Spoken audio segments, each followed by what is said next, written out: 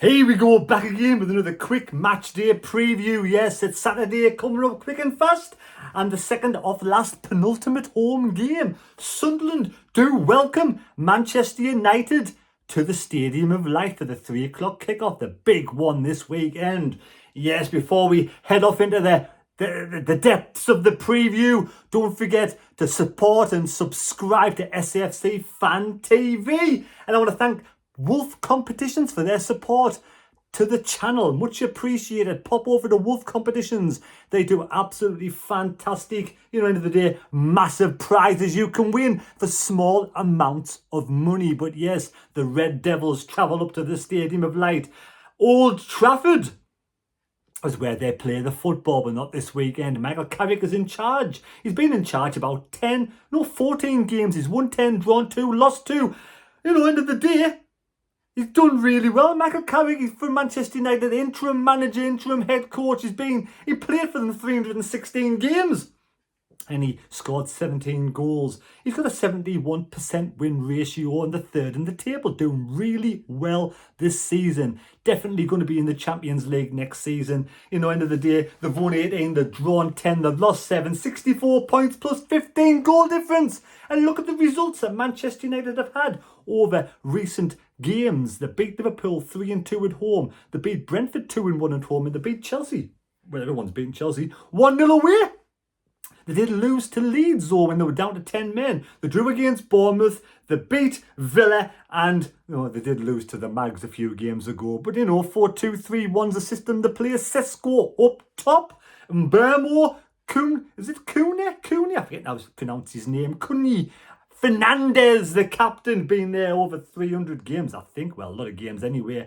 You got Casemiro and Kobe Mainoo, who scored the winner against Liverpool, and Amad Diallo.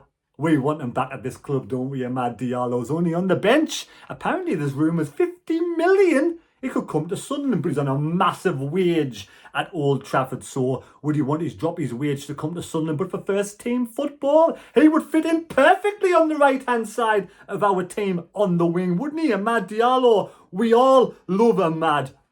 And we all love him to come back to Sunderland. Hopefully he won't score the winner yet on the weekend. I am going to go for either a 1-1 draw or a 1-0 Sunderland victory. Now, Regis Lebris was on the old social media yesterday talking about Ballard.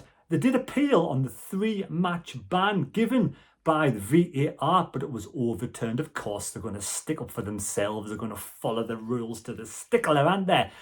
Ballard is now out for the rest of the season and now preparing for next season. I wanted to have a fantastic season next season, improve on this season with his, hopefully, injury situation. A lot of injuries, Dan Ballard. I want to stay injury free. He is, for me, our best defender when on form. And end of the day, the old hair situation, it's ridiculous. He touched his hair. If I did that, it looks like I'm dragging someone to the ground if it's frozen. But that's just a second. And that's what it was like on the back of this guy, this dreadlocked forward for Wolverhampton Wanderers. End of the day, I do wish Wolves all the best next season.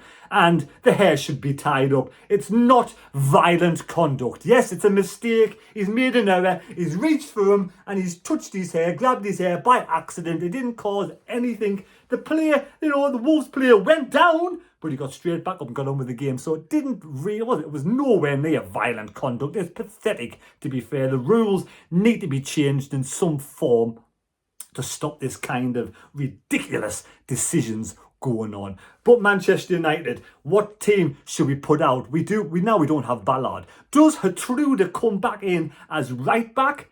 Because he'll probably put Hume in the right side of midfield. So Gertrude and Hume on the right hand side with, you have Mukele and Alderete with Ronaldo on the left. For me, that's pretty good. At the end of the day, look, we have to accept that Hume's going to be... At the end of the day, look, Hume has done amazing. Come from obscurity in Ireland to come across, to play for Sunderland in the lower depths of League One to the Championship to now Premier League performances. He's done really well. End of the day, his position is right back. He gets shoehorned into different positions and he does his best. Nobody goes into a game looking to play poor. But for me, he's been one of the, unsung heroes this season.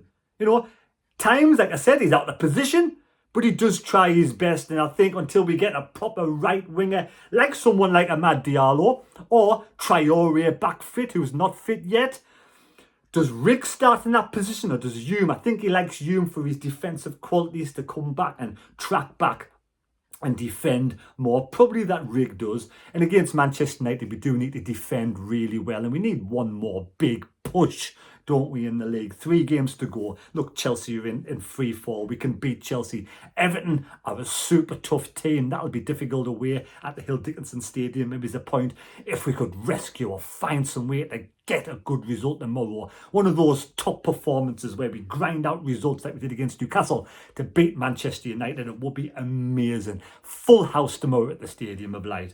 I think there's no other injuries. I think for me, Lafay goes in as number 10. Brobby or Isidore up top. Some people think maybe Isidore should go on the left over Talby or Talby go on to the right. That's where probably William will probably go. Xhaka and Siddiqui, of course. It's just, they definitely keep their place. That's the team for me. Leave us your score predictions down below. Let us know any news I've missed. And we'll see you tomorrow for the vlog. Well, I will be doing the vlog on the Bad Mistake channel, of course. And of course, Safc Fan TV is back on Sunday night in some form to do the match coverage, the review, and the chat about how the game went on. So there we go. Hope we get 3 points tomorrow. I'm going to go for a 1-0 sneaky win, possibly a draw. I would love to end the season on a high. There is an outside chance of sneaking European football, but we know these games are going to be difficult. We know they're going to be difficult. We need 100% from every single player tomorrow with high concentration, high intensity, and hopefully we can get a result. So there we go. Don't forget to subscribe to Safc Fan TV. Give us a thumbs up. Take care. And we'll see you later, folks. Thanks for watching. Goodbye.